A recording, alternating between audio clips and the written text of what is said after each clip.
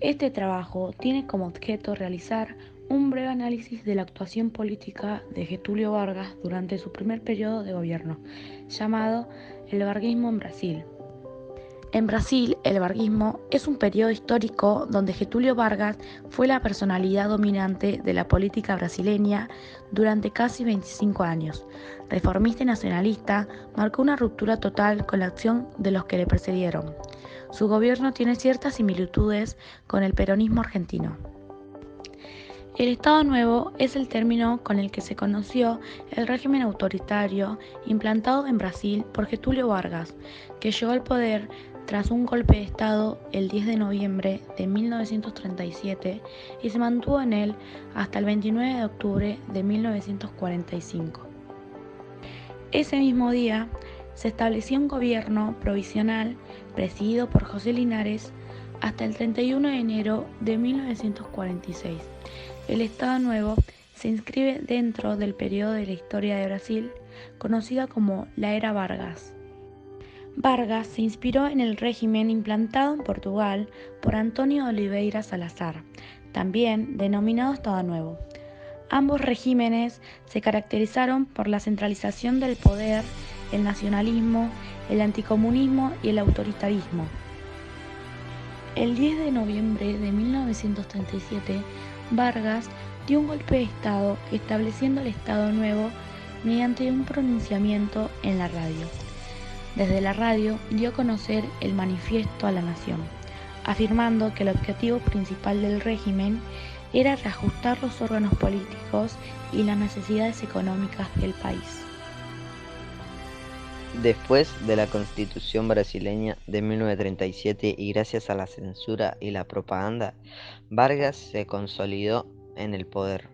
En primer lugar, era el propio gobierno quien censuraba a la prensa, que no era afín al régimen. En segundo lugar, se creó el Departamento de Prensa y Propaganda, con el objetivo de coordinar la propaganda gubernamental. Asimismo, el comunismo fue duramente reprimido por la Ley de Seguridad Nacional. Esta ley impidió que algunos inventos revolucionarios, como la insurrección comunista de 1935, prosperasen. La centralización del poder estatal y de la política económica, junto a una política de sustitución de importaciones, hizo posible la captación de recursos para el avance de la industrialización en Brasil, así como para la creación de instituciones que permitiesen dicho proceso.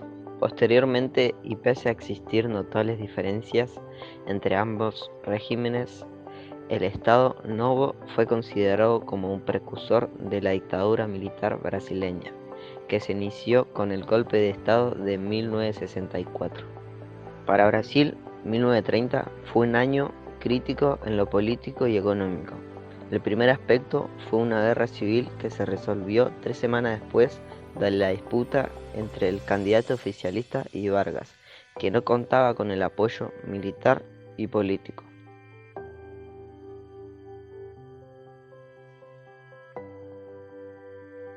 Después de la renuncia de Pereira, Vargas asumió como presidente provisional y tomó medidas ante la crisis económica que golpeó al país.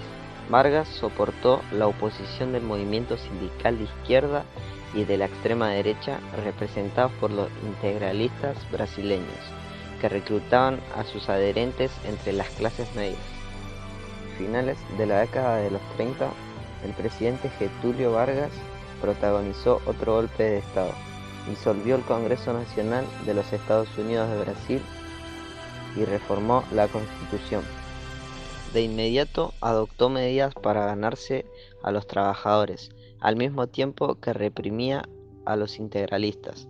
Este sistema ha sido calificado de populista, pero a diferencia de otros regímenes, el Estado Novo careció de todo propósito de movilización de masas. Vargas mantuvo relaciones cordiales con Estados Unidos y le declaró la guerra al Eje. El gobierno de Vargas emprendió un programa de crecimiento de la industria automotora, centrado en la producción de marcas extranjeras y otros materiales de importación para la guerra. Brasil comenzó su proceso de sustitución de importaciones que se prolongó hasta 1984.